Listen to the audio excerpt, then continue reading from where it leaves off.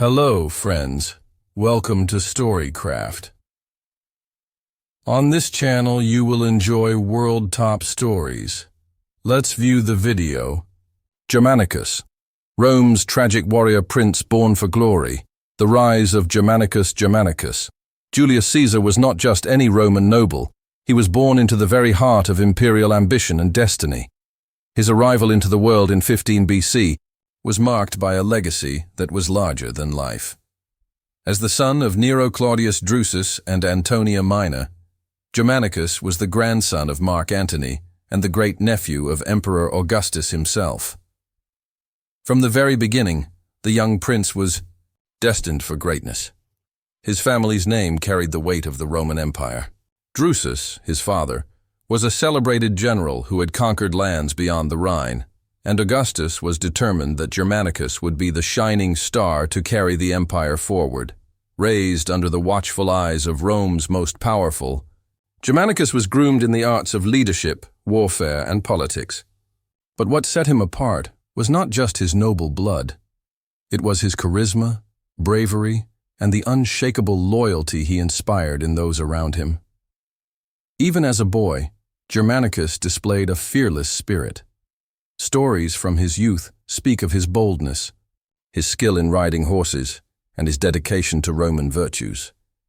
He was beloved not only by his family, but also by the soldiers and citizens of Rome. The people saw in him the embodiment of a true Roman hero, a man who could restore Rome's fading glory. As Germanicus grew, his reputation spread beyond Rome's marble palaces. He was appointed to prestigious military roles early, quickly earning the respect of seasoned generals. But his rise was not without challenge. Rome was a political minefield, and many eyes watched him with envy and suspicion. Yet, Germanicus remained steadfast, determined to prove himself through action rather than words. In 12 AD, the death of his father Drusus in Germania thrust Germanicus into the front line of Roman military affairs. The empire faced serious threats from Germanic tribes beyond the Rhine, who had inflicted a humiliating defeat on Roman forces years earlier. Germanicus took up the mantle, not just to avenge his father, but to restore Roman honor.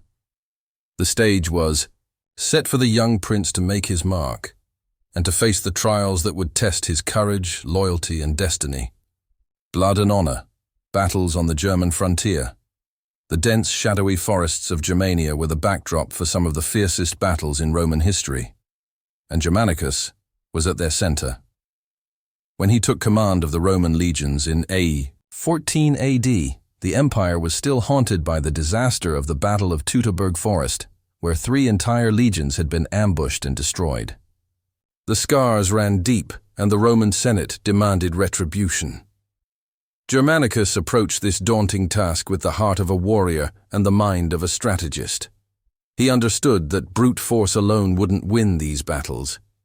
He needed to combine tactical brilliance with the raw courage that inspired his men. His campaigns into the wild Germanic lands were marked by a series of daring raids, clever maneuvers, and brutal confrontations. One of his most legendary feats was the recovery of the lost legionary eagles, the sacred standards that symbolized Roman honor. To the Romans, these golden eagles were more than trophies. They were the soul of the legions. Germanicus's success in reclaiming them was seen as a divine vindication, a sign that the gods favored Rome's cause. But Germanicus's triumphs came at a high cost. The fighting was savage, the terrain unforgiving, and the enemy relentless. He pushed his troops hard, often risking his own life on the front lines. His soldiers adored him for it, seeing in him a leader who shared their dangers and hardships. Yet beneath the victories, the burden of command weighed heavily on him. Germanicus was not just a soldier, he was also a symbol. Rome's citizens celebrated his victories with parades and honors, but in the shadows, political rivals in Rome watched warily. His growing popularity threatened the fragile balance of power. Some whispered that Germanicus was too beloved, too powerful, and that his fate might soon take a darker turn. Still, for the moment, Germanicus was the embodiment of Rome's hope and resilience. His campaigns in Germania rekindled the empire's confidence and reminded the world why Rome's warriors were feared across the known world. But this was only the beginning of his tragic journey. Shadows in Rome. The politics of envy despite his battlefield glory. Germanicus's greatest challenges were not in the wild forests of Germania, but in the marble halls of Rome. His immense popularity stirred unease among the empire's elite, especially those closest to Emperor Tiberius, who now ruled Rome after Augustus's death. The corridors of power were filled with whispers, jealousies, and deadly intrigues. Tiberius, a cautious and often suspicious ruler, viewed Germanicus's rising fame with growing concern. The prince was beloved by the army and the people alike, a dangerous combination for an emperor who feared rivals. Some historians believe that Tiberius envied Germanicus's charm and the way he effortlessly won the loyalty of soldiers and citizens, something Tiberius struggled to maintain. Jealousy festered in the heart of Rome's political scene. Sejanus, the powerful Praetorian prefect and Tiberius's close advisor, saw Germanicus as a threat to his own influence. He began to weave a web of deceit and manipulation, turning the emperor against the prince.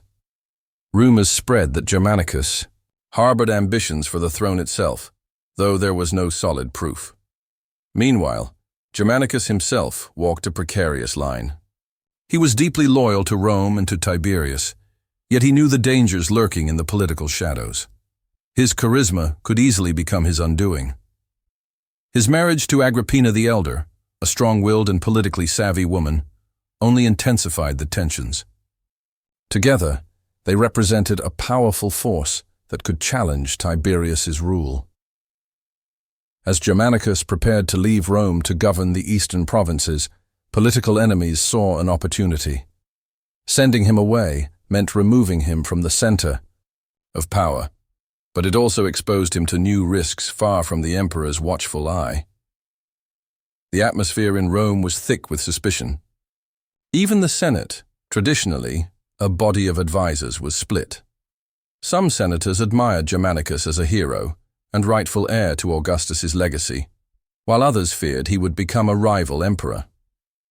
The stage was set for a deadly game of power, betrayal, and tragedy, one that would shake the foundations of the empire. Death in Syria. The mysterious end. Germanicus's final chapter began far from the Italian heartland, in the distant province of Syria. Sent there in 17 AD to oversee Rome's eastern territories and confront the Parthian Empire's growing threat, Germanicus's mission was both an honor and a test. The stakes were high. This was a volatile region where Rome's control was never guaranteed. At first, Germanicus seemed unstoppable. He handled military and diplomatic challenges with his usual skill, winning battles and securing Rome's eastern borders. His popularity soared once again, but so did the dangers that surrounded him. Suddenly, tragedy struck. Germanicus fell seriously ill under suspicious circumstances. Rumors of poisoning began to circulate almost immediately. Many believed that his death was not a mere illness, but a carefully orchestrated assassination, possibly ordered by Sejanus, Tiberius's ruthless advisor, or other jealous rivals who wanted to eliminate a dangerous competitor. The symptoms were painful and drawn out. Germanicus endured weeks of suffering before dying in 19 AD, at just 33 years old. His death shocked Rome and ignited public outrage. The empire mourned a hero lost too soon, and conspiracy theories ran rampant.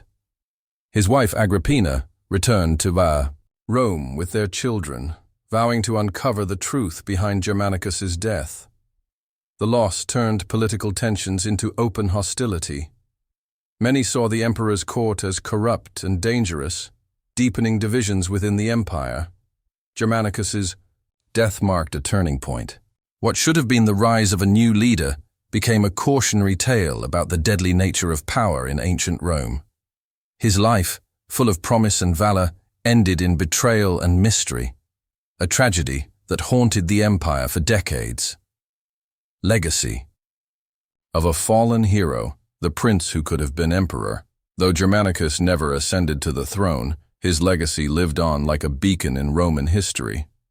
His bravery and honor made him a symbol of the ideal Roman leader, beloved by soldiers and citizens alike, respected by friends and feared by enemies. His untimely death left a void in the empire that no one could fill. Many believed that if Germanicus had lived, Rome might have avoided years of turmoil and decline. His children, especially Caligula, would later carry his name into history, though their fates were far more turbulent. Germanicus's story is a powerful reminder that even the greatest heroes can be undone by politics and envy. His life and death capture the complex, often brutal world of Rome's imperial power, a world where glory and tragedy walk hand in hand. His memory continued to inspire poets, historians, and the Roman people for generations, immortalizing Germanicus as Rome's tragic warrior prince, a legend whose light shone brightly but was extinguished too soon. Thanks for watching. Subscribe our channel Storycraft for more interesting videos.